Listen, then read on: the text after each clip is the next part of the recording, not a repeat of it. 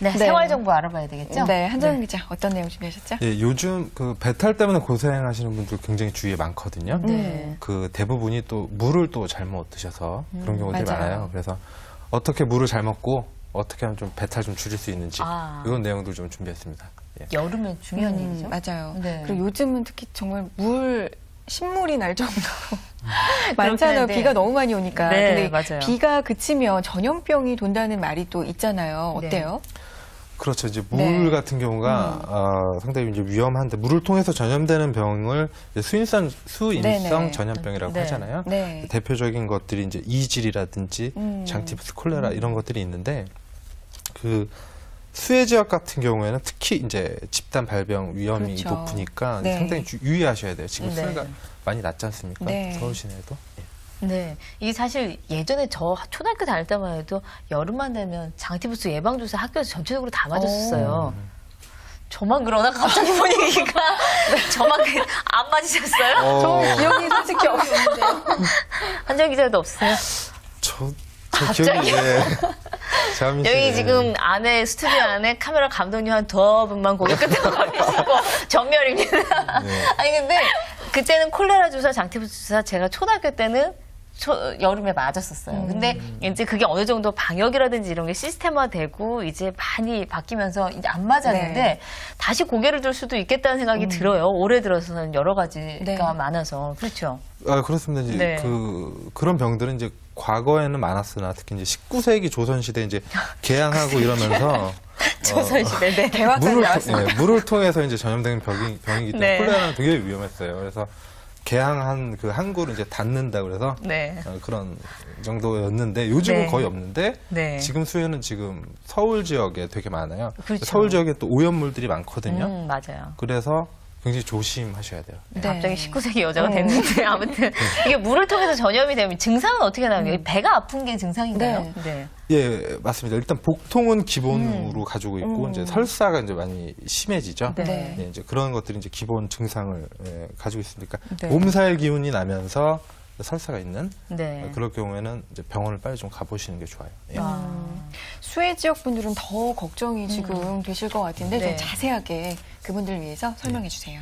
네. 일단 수해 지역에서는 네. 문제가 되는 게 쓰레기나 이제 대소변 같은 것들이 물과 함께 섞여 있어요. 그렇기 네. 때문에 이런 그 더러운 물이 혹시나 이제 그냥 먹는 물에 네. 섞일 수가 있습니다. 네. 이런 경우도 굉장히 조심하셔야 되기 때문에 무조건 드시는 물은 무조건 끓이셔야 돼요. 네. 그게 가장 안전하고 그다음에 아예 뭐 물이 젖은 그 식품 같은 거는 네. 절대 이제 섭취하시면 안 돼요. 이게 물뿐만이 아니고 물을 담을 그릇이라든지 밥 먹는 식기, 뭐 도마 이런 것들도 소독을 하셔야 되는데 가장 좋은 건 역시 삶는 거죠. 물에 끓이는 거. 네. 그렇습니다.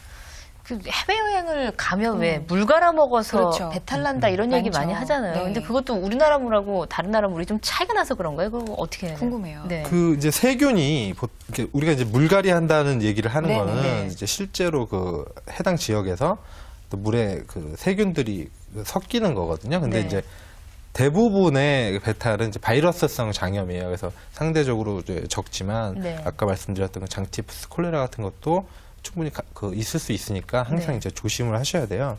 그 물갈이병의 특징이라는 거는 이제 세균이 이제 물에 섞여서 직접 장으로 들어오거든요. 장 내에서 이제 독소를 뭐 내뿜고 점막 같은 걸 침범을 하기 때문에 식중독이나 이런 것보다는 좀 잠복 기간이 길 수가 있어요. 네. 네, 그러니까 뭐 물 바꿔 먹은 지 며칠 지났는데 괜찮은데 네. 아팠다. 그래도 이제 다시 뭐 병원을 가신다든지 아, 그런 게 이제 중요하겠죠. 네. 네. 얼핏 식중독하고 비슷하지 않을까 그랬는데 네. 그 잠복 기간의 차이가 있는 건가요? 예, 잠복 네. 기간 차이도 있고요. 이제 네네. 기본적으로 식중독은 이제 우리 피부 점막 같은 데 보면 포도상구균이라는 균이 상당히 네. 많이 있어요. 이런 것들이 이제 손을 안 씻고 뭐 빵 같은 거 집어 먹거나 그러면은 옮겨오는 거죠, 몸속으로. 네.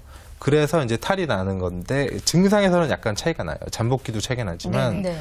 식중독은 머리가 아프고 보통 구토가 이제 많거든요. 네. 근데 이제 수인성 전염병들, 뭐 바이러스 장염이라든지 이런 것들은 그런 증상은 없고 복통과 설사만 주로 있습니다. 네. 그 차이가 있어요. 식중독은 피부에도 좀 드러나지 그렇죠. 않나요? 뭐 이렇게 뭐 나기도 하고 간지럽기도 하고. 맞습니다. 네. 이 그 빨간 점 네네. 이런 것들이 이렇게 이런 데 이제 생기고 그렇죠. 그렇거든요. 네. 그렇다 그러면 이게 물을 끓여 마시는 거 이외에는 다른 방법은 없는 건가요? 일단 좀 짚고 넘어가야 되는 부분이 네. 물은 무조건 끓여 드셔야 돼요. 네. 이건 네. 필수사항이군요. 예, 네. 반드시 끓여 드셔야 하지만 네. 예를 들어 식중독이라든지 뭐 다른 병에 네. 그러니까 저 전염병에 걸리셨다면은 이미 환자가 있는 상태에서는 물을 끓여도 사실 소용이 죽지 않는 경우가 세균이 죽지 않는 경우가 많다고 해요. 그러니까 그럴 때는 정말 뭐 병원 가는 수밖에 없어요. 네. 예, 일단 그 부분이 있고 네. 물을 끓이는 것 외에는 이제 주로 이제 몸에도 이제 여러 가지 세균들이 있기 때문에 네. 몸을 뭐 반드시 좀 잘 씻고 그다음에 집안 공기도 좀 환기를 많이 시키셔야 돼요. 네. 곰팡이들 같은 게 이제 생길 수가 있는데 이제 미국 같은 경우에는 곰팡이 종류도 많지만 특정 곰팡이들은 만약에 일부분이라도 생기면 거기를 아예 차단을 시켜버려요. 출입하지 못하도록. 네. 그만큼 좀 위험한 세균들이 많으니까 네. 항상 모든 걸 청결하게 주의를 예, 기울이시는 게 좋겠습니다. 꿉꿉하니까 사실 뽀송뽀송하고 맞아요. 청결하게 되기가 참 쉽지가 않은데 예. 물 자주 드세요? 네, 물은 그래도 요즘 좀 2리터 정도는 먹으려고 노력은 굉장히 많이 하고 2리터 요? 있어요. 네. 예. 왜냐면 굉장히 물 많이 많이 먹는 게 드시는 건데? 피부에도 좋고 건강에도 좋고 네. 그렇다고는 물이 정말 하잖아요. 몸에 좋더라고요. 네. 그래서 물 굉장히 많이 먹고 있는데 뭐 많이 가리는 편은 아닌데 네. 그래도 정수기 많이 요즘 좀 안 좋은 뉴스도 많이 그렇죠. 나고 네. 그래가지고 그 필터 때문에 네. 그래서 요즘은 그래도 생수 500ml 생수나 뭐 1.5리터짜리 생수를 옆에다 딱 놓고 그걸 계속 마시는 거죠. 그래도 열심히 지키시려고 2리터씩이나. 그러니까요. 선혜 씨도 많이 마시나요? 물 많이 먹으려고 하는데 잘 안 되는 것 같아요. 습관이 돼야 되는 것 같아요. 근데 맞아요. 요즘 말씀하신 것처럼 생수 네. 주로 많이 먹잖아요. 정수기물이나. 네. 근데 이런 때 뭐 한번 끓여 먹어볼까? 이렇게 먹으면 보리차로. 맛있더라고요. 그렇죠. 네, 안 물이. 먹다가 먹으면 어떤 물 좋아하세요? 제가 이제 최근에 개발한 물이 이제 있어요. 개발한 물이요? 네, 이제 네. 옥수수차나 보리차 같은 걸 이제 주로 마셨거든요. 네. 근데 이제 둥글레차랑 아. 국화차를 같이 넣거든요. 아. 네, 그러면은 국화차는 이렇게 좀 상쾌한 느낌이 들고 네. 둥글레차는 또 이렇게 보리차가 비슷하기 때문에 추천해드리고 아, 싶습니다. 그럼 끓이는 물에 그 두 가지를 같이 넣는 건가요? 예, 두 팩을 그냥 일반 차를 네네. 넣죠. 아. 섞어서. 예, 두 개를 거죠. 넣으면 알아서 섞인 후에 예, 식혀서 먹고 있습니다. 대단히 개발한 것 같아요. 그냥 있는 거를 있는 거 그냥 섞으신 것 뿐이에요. 섞어서 같이 타서 드셨다는 네. 거잖아요. 저는 그렇죠. 개발이라고 그랬어. 뭐 국화라도 따오셨나 아마 그랬더니. 대단한 건 아니었습니다. 예. 아니, 그러니까 사실 물을 잘 먹어야 된다고 네. 하는데 2리터까지 드시기도 하세요? 그렇게까지는? 좀 물을 굉장히 많이 먹는 편이라서 네. 예, 그 정도 지금 2리터까지는 못 먹을 것 같네요. 그쵸. 네, 2리터까지 비슷하게 는 먹죠. 다른 물은 많이 드셨을 것 같아요. 기자분들이니까 물 먹는 일은 좀 많지 않을까요? 아. 어떠세요? 가끔 고개를 네, 숙이십니다. 먹고 있습니다. 할 말이 없네요. 데스크한테 불려가서 또 몇 번 혼나고. 네, 맞아요. 사실. 물 어떻게 드세요? 아니, 저도 정수기 물을 먹는데 네. 사실은 작년까지도 저는 끓인 물만 먹었어요. 근데 이게 끓이려고 그러니까 너무 힘든 거예요. 그쵸. 번번이 주전자 올렸다 내렸다 막 물 달라 그러는 거 그것도 주전자 엎을까봐 따라줘야 되는 것도 너무 귀찮아서 정수기를 놨는데 네. 그랬더니 정수기 앞에서만 살아요, 애들이. 그러니까 이제 왜요? 물 얼음 빼먹고 뭐 이런 재미 재밌으니까. 때문에. 그러니까 온통 정수기 앞에 물 받아여갖고 저 정수기를 치워야 되나 지금 고민하고 있어요. 이러나 저러나. 네, 이러나 저러나. 근데 정수기 물은 사실은 약간 좀 고민스럽기도 하지만 물은 그렇게 많이 안 먹어서 좀 고민스럽긴 해요. 맛있게 물 먹는 법 혹시 아는 게 있나요?